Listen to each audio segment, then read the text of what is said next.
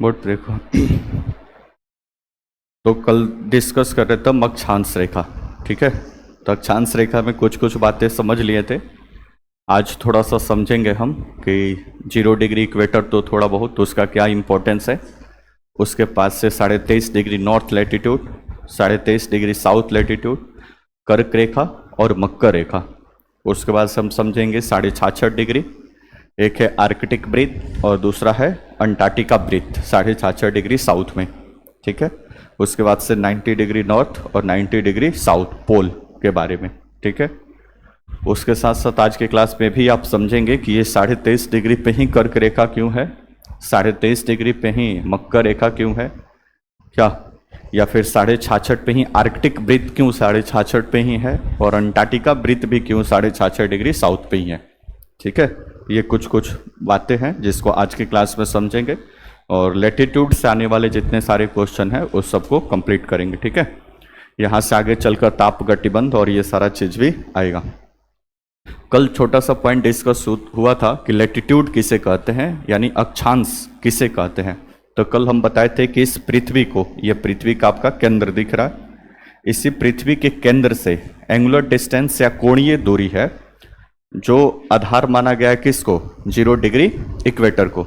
तो यानी सबसे पहले कल क्लास में बताए थे कि सबसे पहले पृथ्वी के बीच में एक 0 डिग्री इक्वेटर खींच दिया गया, 0 डिग्री, वो केंद्र से 0 डिग्री है, ठीक है, जो पृथ्वी को 2 बराबर भागों में बांटता है।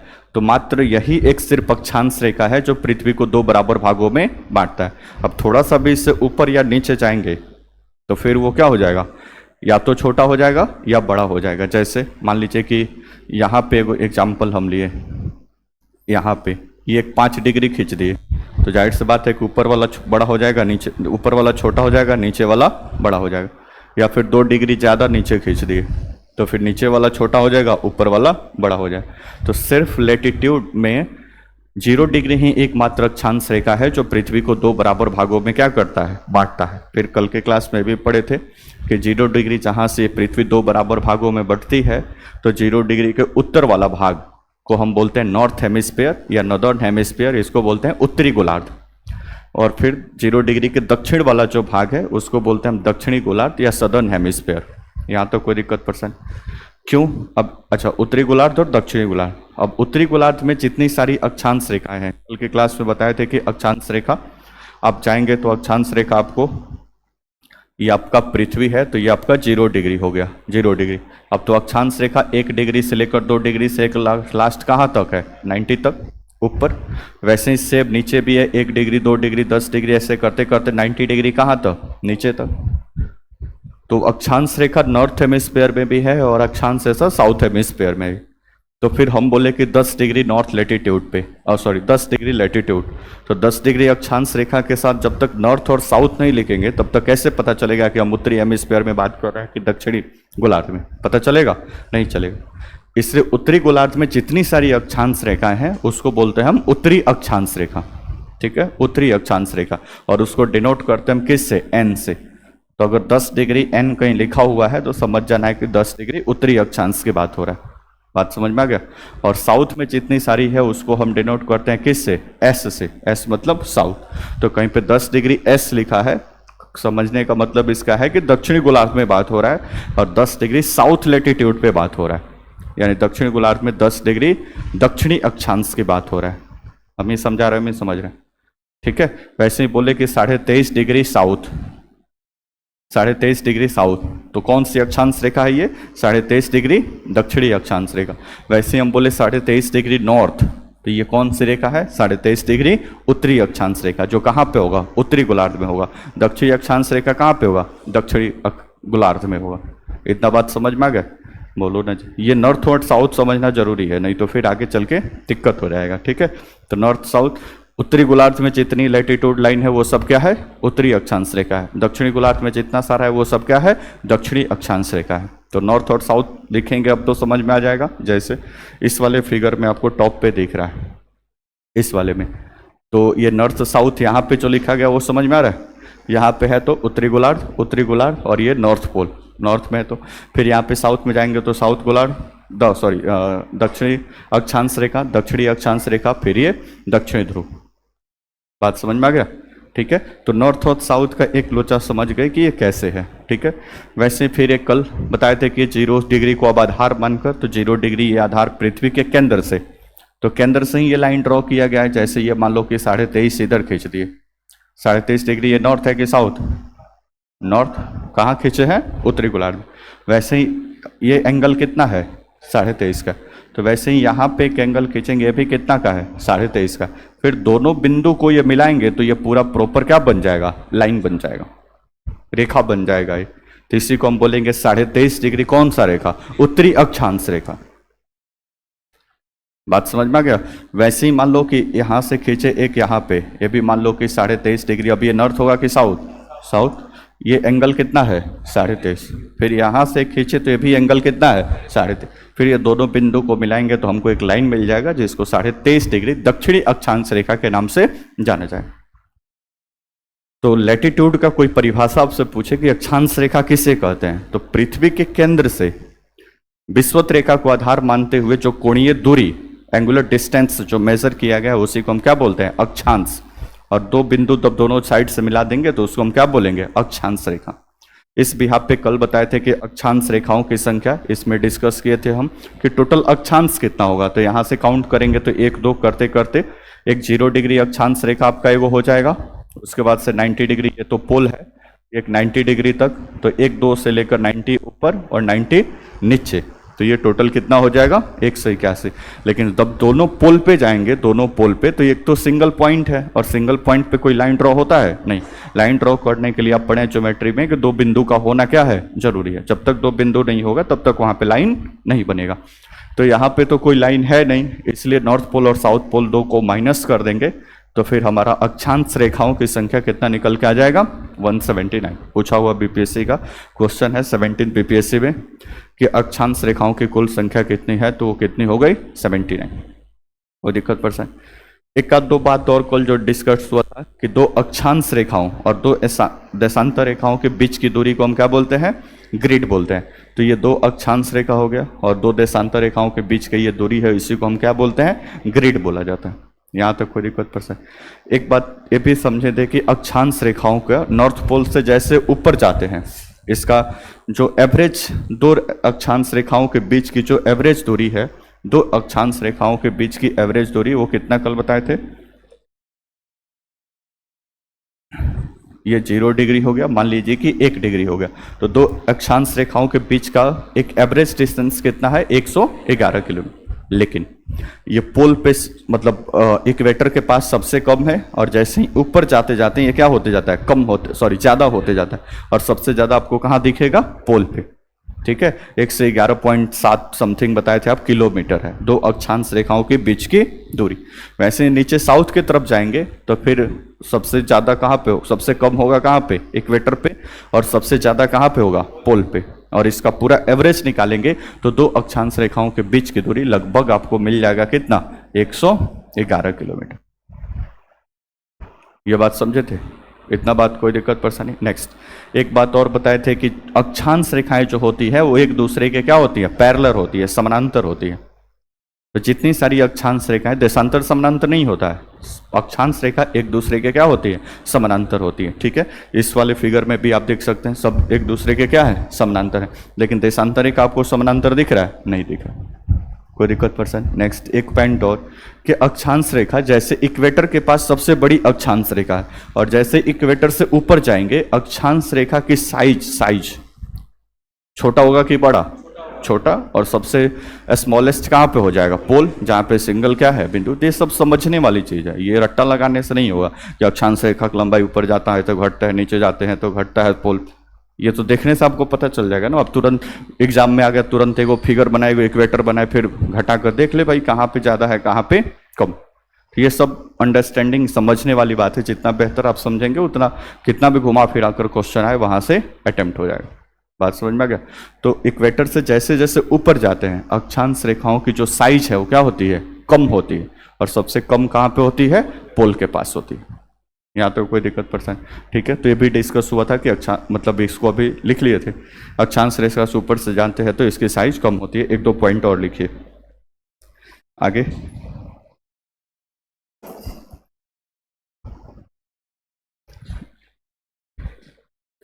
अक्षांश रेखा की साइज ऊपर जाने पे कम होता है, लिखो लिखो अगला पॉइंट। विषुवत रेखा से ध्रुवों की ओर जाने पर, विषुवत रेखा से ध्रुवों की ओर जाने पर,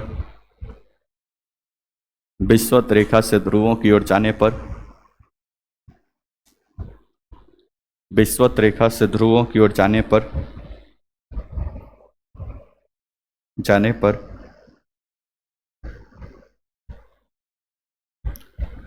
अक्षांशीय वृत्त की त्रिज्या, अक्षांशीय वृत्त की त्रिज्या में, अक्षांशीय वृत्त की त्रिज्या में कमी आती है कि बढ़ोतरी होती है? अक्षांशीय वृत्त की त्रिज्या में कमी आती है, अक्षांशीय वृत्त की त्रिज्या में कमी आती है। अर्थात विषुवत रेखा से ध्रुवों की ओर जाने पर, अर्थात विषुवत रेखा से ध्रुवों की ओर जाने पर, ध्रुवों की ओर जाने पर अक्षांश रेखाओं का आकार, ध्रुवों की ओर जाने पर अक्षांश रेखाओं का आकार, अक्षांश रेखाओं का आकार क्रमशः घटता है कि बढ़ता है? अक्षांश रेखाओं का आकार क्रमशः घटता है, अक्षांश रेखाओं का आकार क्रमशः घटता है। जो उत्तरी तथा दक्षिणी ध्रुव पर, जो उत्तरी तथा दक्षिणी ध्रुव पर एक बिंदु में परिवर्तित हो जाता है, उत्तरी तथा दक्षिणी ध्रुव पर एक बिंदु में परिवर्तित हो जाता है, परिवर्तित हो जाता है,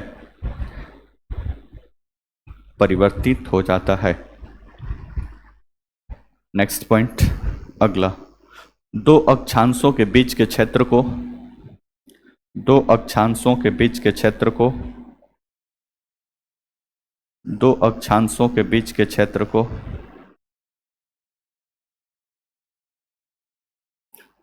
कटिबंध या जोन कहते हैं।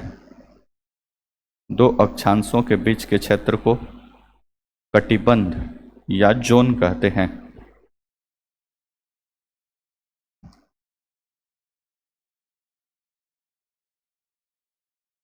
कटिबंध या जोन कहते हैं। दो अक्षांशों के बीच के क्षेत्र को कटिबंध या जोन कहते हैं। पेटी भी, बेल्ट भी इसको बोला जाता है। बोर्ड पे देखो, बोर्ड पे मान लेते हैं कि ये 0 डिग्री अक्षांश रेखा है और ये 1 डिग्री अक्षांश रेखा है, ठीक है। 1 डिग्री नॉर्थ के साउथ, नॉर्थ, क्योंकि नॉर्थ हेमिस्फीयर में लिखे हैं, बोलो ना जी, ठीक है। तो इसके बीच वाला ये जो क्षेत्र है, ये बीच वाला जो क्षेत्र है, इसी को हम बोलते हैं क्या? जोन या कटिबंध। आगे चलकर आप पढ़ेंगे उष्ण कटिबंधीय जोन, शीतोष्ण कटिबंधीय जोन, शीत कटिबंधीय जोन या शीत कटिबंध, उष्ण कटिबंध या फिर शीतोष्ण कटिबंध। तो इस कटिबंध के बारे में पढ़ेंगे। इस वाले मैप में देखो तो ये 23.5 डिग्री नॉर्थ साउथ से लेकर ये 23.5 डिग्री नॉर्थ के पास, ये 23.5 डिग्री मकर रेखा से लेकर 23.5 डिग्री कर्क रेखा, ये बीच वाला जो क्षेत्र दिख रहा है, ये बीच वाला क्षेत्र, इसको बोलते हैं उष्ण कटिबंध।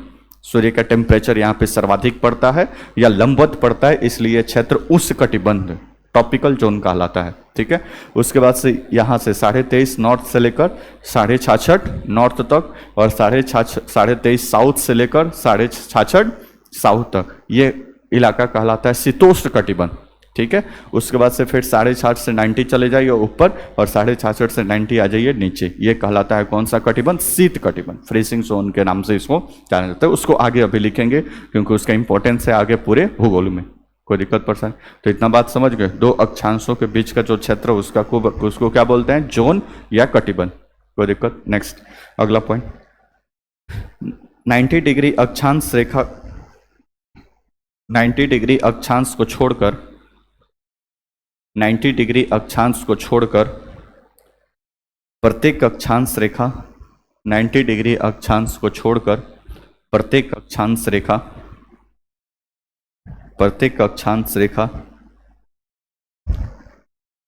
एक संपूर्ण वृत्त है, एक संपूर्ण वृत्त होती है। प्रत्येक अक्षांश रेखा एक संपूर्ण वृत्त होती है। कोई दिक्कत समझने में होगा तो बोलना। ये नहीं जो छापते जाना बस ऐसे ही। संपूर्ण वृत्त होती है, संपूर्ण वृत्त होती है। बोर्ड पर देखो इधर, बात समझ में आ गया ना। जैसे ये 0 डिग्री इक्वेटर है, इक्वेटर, तो पृथ्वी तो गोल है ना, यहाँ पे आपको 2D में दिख रहा है, ये 3D में देखेंगे तो बात समझ में आएगा। तो ये पृथ्वी का इक्वेटर है, तो इक्वेटर है तो ये नहीं कि सिर्फ एक साइड है, ये बोर्ड पे आपको एक साइड दिख रहा है। अब इधर से इसको घुमाएंगे तो पूरा एक कंप्लीट सर्कल का क्या करेगा, निर्माण करेगा, या कंप्लीट एक वृत्त का निर्माण करेगा। बोलो ना जैसा। अच्छा, आपसे पूछे कि इक्वेटर क्या केंद्र, पृथ्वी के केंद्र से गुजरता है, यस और नो? इक्वेटर या विषुवत रेखा पृथ्वी का केंद्र, पृथ्वी का केंद्र मतलब ये वाला, ये जो आपको दिख रहा है केंद्र, बीच वाला, सेव लेकर बीच से काटेंगे तो सबसे बीच वाला बिंदु जो होगा। तो आपसे पूछ रहे हैं पृथ्वी का जो इक्वेटर है वो पृथ्वी के केंद्र से गुजरता है? किसी को लगता है कि वहां गुजरता है, वो हाथ उठाए। पृथ्वी के सरफेस पे नहीं इसको इमेजिन किया गया है। अच्छा, खींचा भी नहीं गया, जितने सारे लैटिट्यूड लॉन्गिट्यूड पढ़ेंगे ये सब इमेजिनरी लाइन है, काल्पनिक रेखा है। इसको कल्पना किया गया कि ये पृथ्वी के बीचों बीच इक्वेटर है, ये 23.5 डिग्री नॉर्थ है, सॉरी 23.5 डिग्री उत्तरी अक्षांश है, ये 23.5 डिग्री दक्षिणी अक्षांश है। ये सब इमेजिनरी लाइन है, इमेजिन किया गया है, ये ऐसा कहीं ड्रॉ नहीं किया गया है कि आप जहाँ से इक्वेटर पास करता है वहाँ पे आप जाकर देखें तो कोई लकीर खींचा होगा कि इक्वेटर है, ऐसा कोई व्यवस्था नहीं है। बात समझ में आ गया? तो ऐसे जाएंगे तो एक 0 डिग्री वृत्त, फिर 1 डिग्री वाला पूरा वृत्त बनाएगा, फिर वैसे ही 23 डिग्री वाला वृत्त बनाएगा, वैसे ही 50 डिग्री यहाँ पे होगा तो ये वाला अपना कंप्लीट वृत्त बनाएगा। यहाँ पे 89 डिग्री होगा, वो भी एगो सर्कल बनाएगा। लेकिन एक सिंगल पॉइंट है 90 डिग्री, वहां पे कभी वृत्त बनेगा नहीं बने। समझ में आ रहा है कि नहीं? तो उस 90 डिग्री नॉर्थ और 90 डिग्री साउथ दोनों पोल को हटा दिया जाए तो जितने सारे लैटिट्यूड है सब अपना एक कंप्लीट वृत्त का क्या कर रहे हैं, निर्माण कर। नेक्स्ट आगे अगला पॉइंट लिखिए, एक आध दो पॉइंट और। विषुवत रेखा के उत्तर सभी अक्षांश रेखाओं को, विषुवत रेखा के उत्तर सभी अक्षांश रेखाओं को, सभी अक्षांश रेखाओं को, विषुवत रेखा के उत्तर सभी अक्षांश रेखाओं को, सभी अक्षांश रेखाओं को उत्तरी अक्षांश रेखाएं, उत्तरी अक्षांश रेखाएं, उत्तरी अक्षांश रेखाएं ब्रैकेट में n, उत्तरी अक्षांश रेखाएं ब्रैकेट में n, कैपिटल N लिख दीजिए, तथा तथा तथा दक्षिण के सभी अक्षांश रेखाओं को, तथा दक्षिण के सभी अक्षांश रेखाओं को, दक्षिण के सभी अक्षांश रेखाओं को दक्षिणी अक्षांश रेखा ब्रैकेट में साउथ, दक्षिणी अक्षांश रेखा ब्रैकेट में साउथ, एस लिखना है, कैपिटल S लिख दीजिए, दक्षिणी अक्षांश रेखा कहा जाता है, कहा जाता है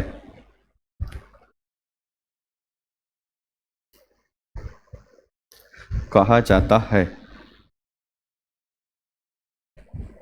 अब ये नॉर्थ और साउथ लिखना क्यों जरूरी है, बोर्ड पे देखो, बोर्ड पे नॉर्थ एंड साउथ।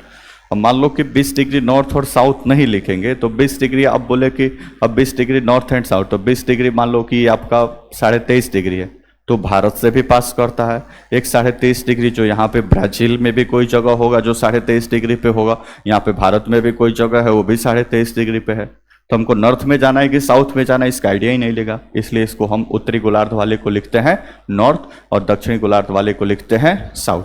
तो जहाँ पे भी NS देखने को मिल जाए तो उसको समझ लेना है कि ये उत्तरी अक्षांश रेखा और दक्षिणी अक्षांश रेखा की बात हो रही है। कोई दिक्कत परेशानी? नो। नेक्स्ट आगे हेडिंग डालिए, महत्वपूर्ण अक्षांश रेखाएं, महत्वपूर्ण अक्षांश रेखाएं, महत्वपूर्ण अक्षांश रेखाएं।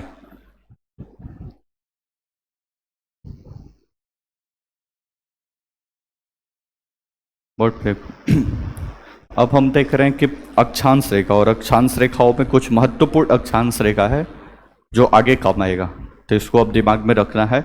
एक है कर्क रेखा, एक है मकर रेखा, एक है आर्टिक वृत्त, एक है अंटार्कटिका वृत्त, फिर north pole, south pole, equator. ये टोटल 6 लाइन है, equator, north pole, south pole 3 हो गया, और बाकी कर्क रेखा मकर रेखा 5 हो गया, 66.5 नॉर्थ, 66.5 साउथ, कितना हो गया 7। तो टोटल ये 7 लाइन है जो आपको विशेष तौर पे दिमाग में रखना है हमेशा, ठीक है।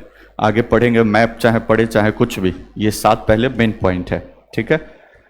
बोर्ड पर देखो कर्क रेखा और मकर रेखा कैसे ड्रॉ किया गया है, और ये 23.5 पे ही क्यों है, नॉर्थ एंड साउथ 23.5 पे ही क्यों है, और फिर आर्टिक वृत्त अंटार्कटिका वृत्त, ये नामकरण तो ऊपर इसके लोकेशन के हिसाब से किया गया है नामकरण, ठीक है। ऊपर जाओगे तो यहाँ पे पूरा ये महासागरीय इलाका है जिसका नाम है आर्कटिक महासागर।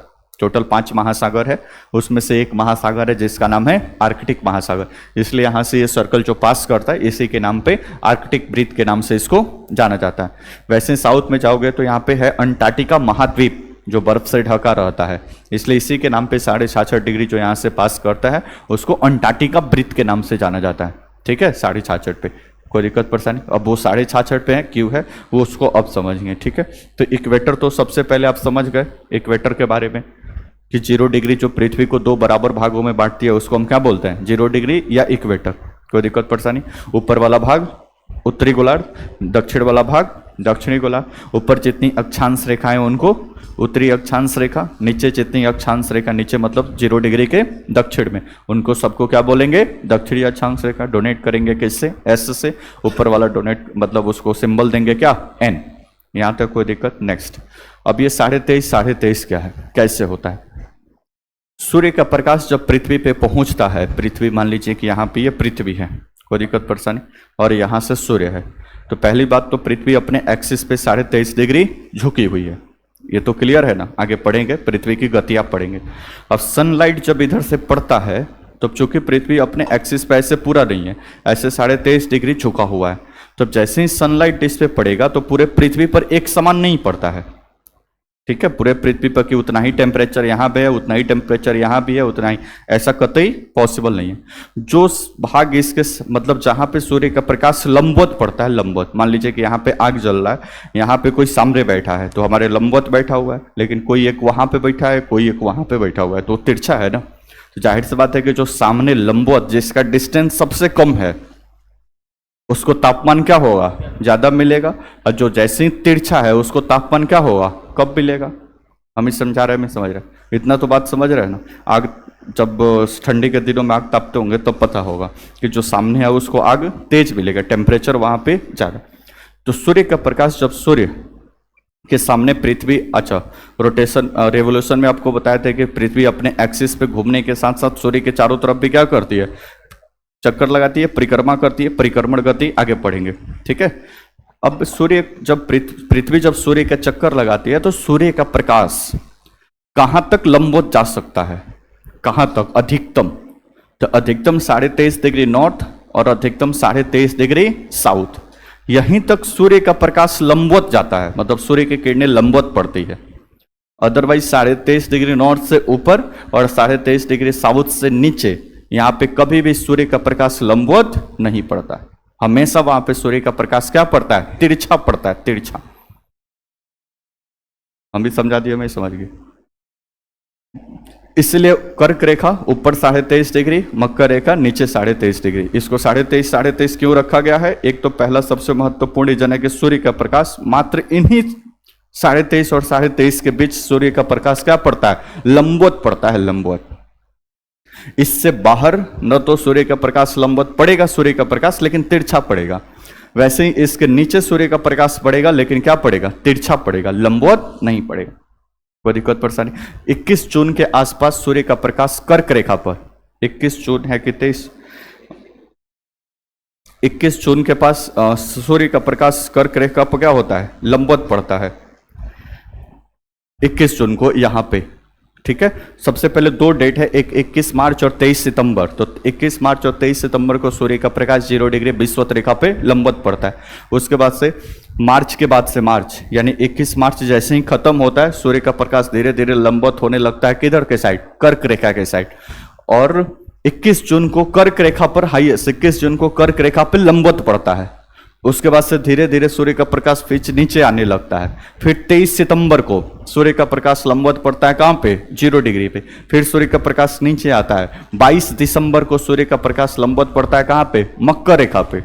फिर 22 दिसंबर के बाद फिर सूर्य का प्रकाश धीरे धीरे ऊपर शिफ्ट होगा, फिर पड़ेगा मार्च में कहाँ पे, इक्वेटर पे, फिर धीरे धीरे ऊपर शिफ्ट होते जाएगा, फिर कहाँ पड़ेगा, जून में कर्क रेखा पे, फिर नीचे शिफ्ट होगा, फिर कहाँ पे, सितंबर में विषुवत रेखा पे, फिर दिसंबर में मकर रेखा पे, फिर दिसंबर के बाद मार्च, 3 महीने पे शिफ्ट होगा, मार्च में कहाँ पे, इक्वेटर पे, फिर जून में कर्क रेखा पे, फिर सितंबर में इक्वेटर पे लंबवत पड़ेगा। तिरछा तो सब जगह पड़ेगा, लेकिन इन्हीं 23.5 और 23.5 के बीच सूर्य का प्रकाश पृथ्वी पर, जहां पर रेडिएशन सूर्य का प्रकाश लंबवत पड़ता है।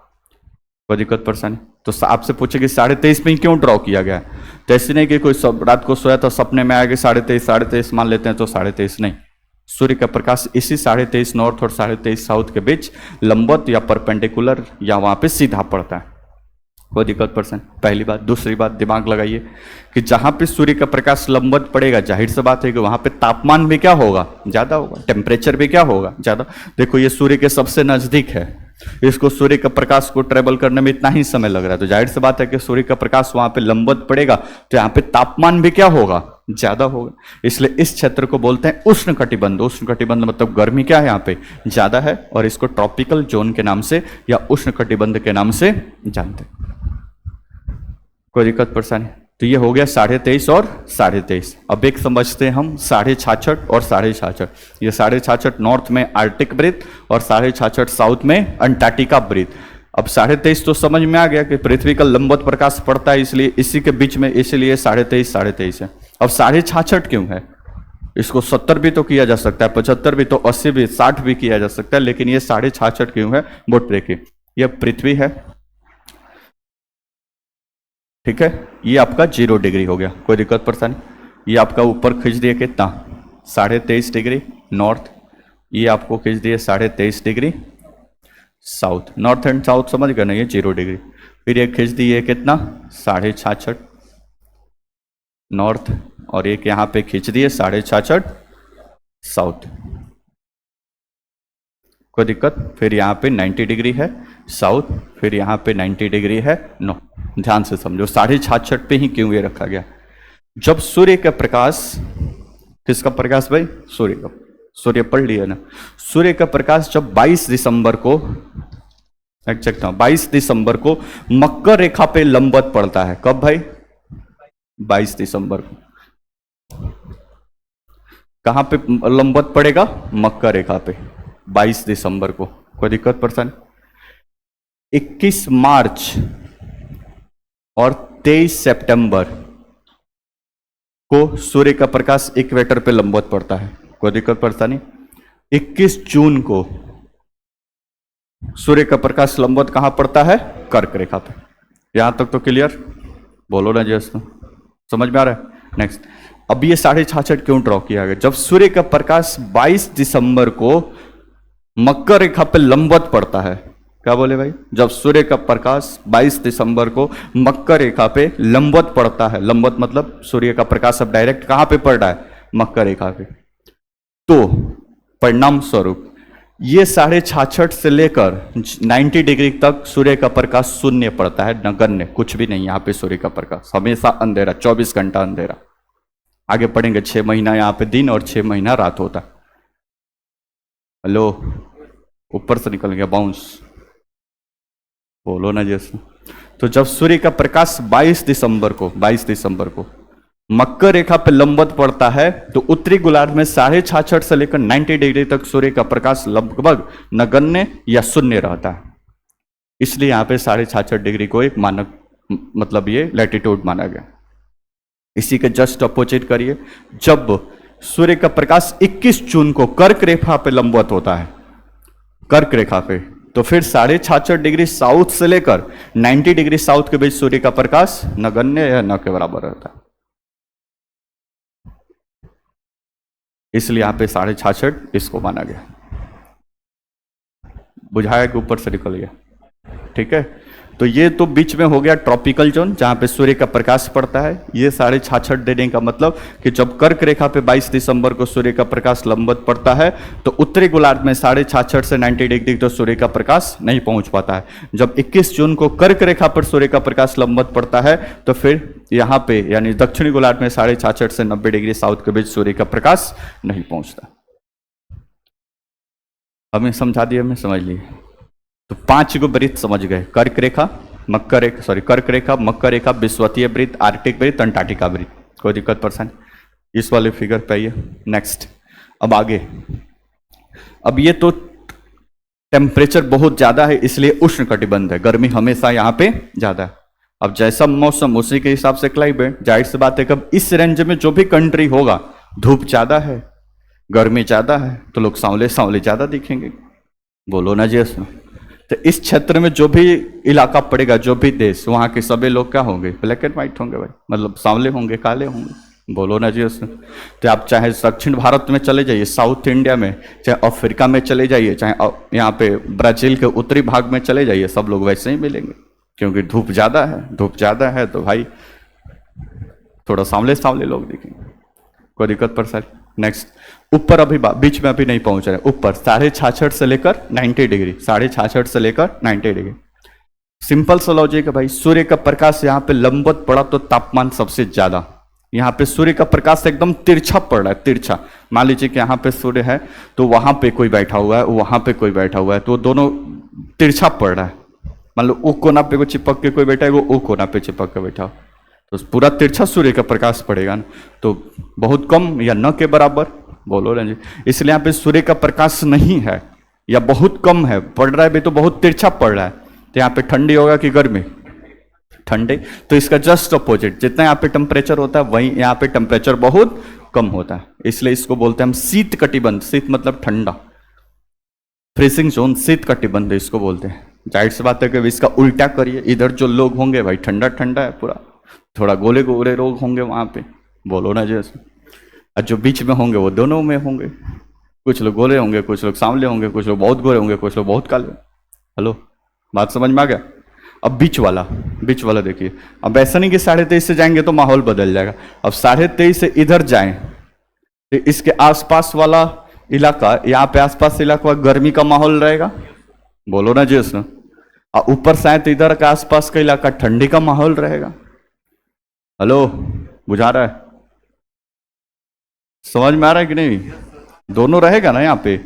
मान लो कि ये है तो ये 23.5 से इधर, 23.5 से इधर, तो यहाँ पे तो दोनों मिलेगा ना। नीचे से गर्मी वाला माहौल भी मिलेगा, ऊपर से ठंडी वाला, तो बीच बीच वाला है। इसलिए यहाँ पे उष्ण भी है और शीत भी है, मतलब उष्ण कटिबंध का भी प्रभाव है और शीत कटिबंध का भी प्रभाव है। इसलिए इसको शीत प्लस उष्ण, इसको क्या बोलते हैं? शीतोष्ण कटिबंध। दोनों मिसलेनियस टेम्परेचर है यहाँ पे, तो इसको बोलते हैं शीतोष्ण कटिबंध टेम्परेट जोन, यानी मिला जुला यहाँ पे तापमान आपको, या सब ट्रॉपिकल जोन के नाम से इसको जाना जाता है। तो ये 3 जोन है और ये 7 रेखाएं हैं, ठीक है। जब तक भूगोल खत्म नहीं होगा तब तक जाके इसको पूरा रट्टा लगा लेना है, रट्टा। पहले तो समझना लेटीट्यूड क्या है, उसके बाद से बारी बारी से सबको याद कर लेना है कि कभी पूछे कि कर्क रेखा क्या होता है तो सब कर्क रेखा, मकर रेखा क्या होता है तो मकर रेखा, आर्कटिक वृत्त, अंटार्कटिका वृत्त, उष्ण कटिबंध, शीतोष्ण कटिबंध, शीत कटिबंध। आते पहले बारी बारी से कल सबसे पूछेंगे, पूरा परिभाषा एकदम कंठस्थ A to Z याद होना चाहिए, क्योंकि आगे अब सब काम इसी का पड़ेगा। कर्क रेखा पता ही नहीं रहेगा तो फिर कंट्री खोजने में दिक्कत होगा और मैप को समझने में इशू होगा। इसलिए कम से कम ये 7 लाइन को दिमाग में, पोल को हटा दीजिए, बीच के 5 लाइन को जरूर दिमाग में रखना है। जब भी मैपिंग वगैरह का क्लास चलेगा सब उसमें इंपॉर्टेंट होगा। कोई दिक्कत परेशानी? बारी बारी से थोड़ा थोड़ा इसके बारे में लिखेंगे। लिखो, पहले हेडिंग डाले हैं क्या? हेडिंग कुछ डाले थे ना? महत्वपूर्ण अक्षांशीय रेखा लिखिए। पहला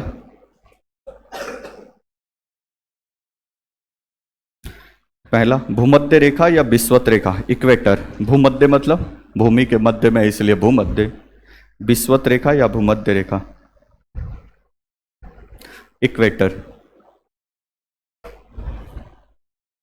इक्वेटर